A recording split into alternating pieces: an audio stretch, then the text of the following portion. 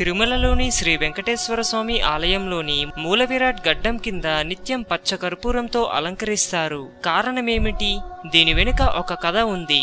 స్వామి అలంకరణ కోసం పుష్పనందన వనాన్ని పెంచాలని రామానుజాచార్యులు వారు తన శిష్యుడు అనంతాల్వార్కు ఆదేశించారు. ఈ కార్యక్రమంలో అనంతాల్వార్ సతీమణి కూడా పాలు పంచుకుంది. ఆ సమయంలో ఆమె గర్భవతి. తవ్విన మట్టిని గంపలో తీసుకెళ్తూ అలసి కింద పడిపోతుంది. దీనిని గుర్తించిన శ్రీనివాసుడు బాలుని రూపంలో ఆమెకు సహాయపడతాడు. దైవ కార్యంలో ఇతరులు ఎవ్వరూ జోక్యం చేసుకోరాదని అనంతాల్వార్ ఆ బాలుని కొడతారు. అతడికి గడ్డంపైన దెబ్బ తగులుతుంది.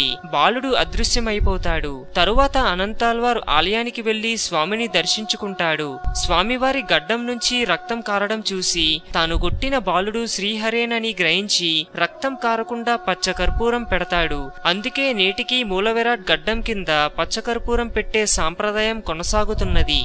హిందూయిజం గురించి మరెన్నో గొప్ప గొప్ప విషయాలు తెలుసుకోవడం కోసం మా ఛానల్ ని సబ్స్క్రైబ్ చేయండి. ఈ వీడియో మీకు నచ్చినట్లయితే లైక్ చేయండి, షేర్ చేయండి.